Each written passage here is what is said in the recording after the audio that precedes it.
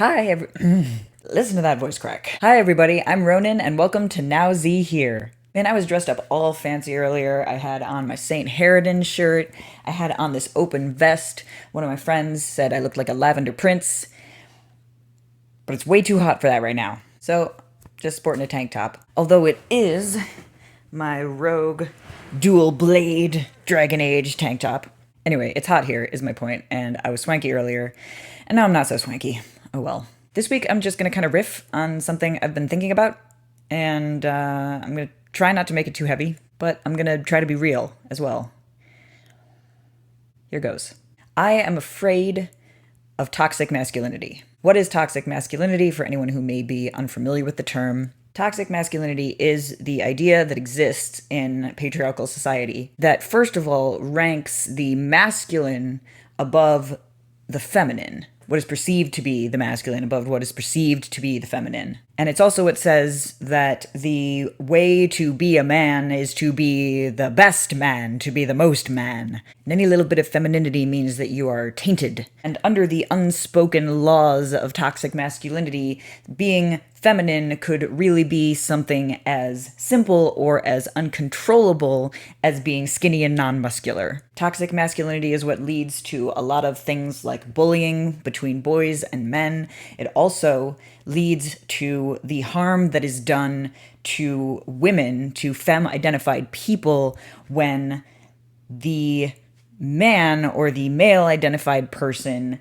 doesn't feel that their manness is being respected. TLDR, long story short, it is a byproduct of and kind of goes hand in hand with male privilege. Now, as the trans community has become more visible, as trans people have started speaking out about our experiences more and more, there have been a couple of articles that I have seen shared around, very particular articles, about how trans men have noticed the shift in people's behavior toward them after they started T or after they started living full time as a male masculine person. Suddenly, and people don't even know that they're doing this because it happens on such a overarching societal level, society's view of the person shifts and they find themselves being treated in a markedly different way. And that freaks me out. It freaks me out that it can be so obvious what is happening, the disparity between how we treat people we perceive as male versus people we perceive as female. It can be so obvious once we apply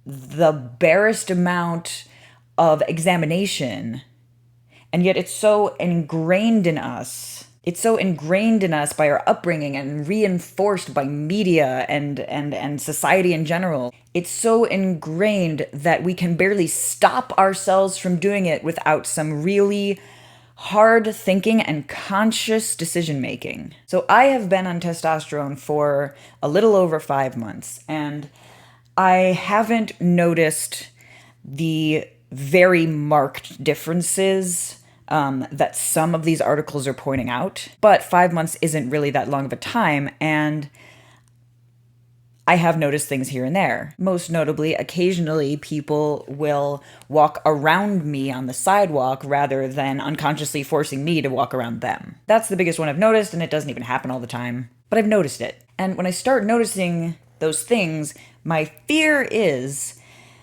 that the longer this goes on, I will start to believe that I deserve any advantages that are given to me at the expense of others. Basically, I'm afraid of becoming an asshole. And it would be all well and good, I guess, to say to my friends and my loved ones, if you notice me being an asshole, please tell me to cut it out. But that really shouldn't be the front line of defense. It has to start with myself. I have to do the best that I can to not become some kind of asshole so that they don't have to bear the burden of telling me to cut it out. And this is all very theoretical, I hope, but it's something I feel like I have to guard myself against because patriarchal ideas and male privilege and toxic masculinity, it is just so pervasive. And the first step, I feel, the biggest step that I can take is to not give up on monitoring myself and checking myself. I'll give a concrete example. There's a big problem in our society at large with men interrupting women, interrupting them, talking over them, not giving them the space to speak. And I've dealt with a lot of social anxiety in the past, and I have dealt with feeling like I am not being given the space to speak. And yes, as I'm gaining more confidence in myself, I'm able to speak more and I'm able to assert myself more. But I should never let that come at the expense of people who might be more afraid to try and claim space than I currently am. So the one big concrete step that I've been taking since I started testosterone is I try not to interrupt people, but mainly try not to interrupt femme or female identified people, women. So that's one thing.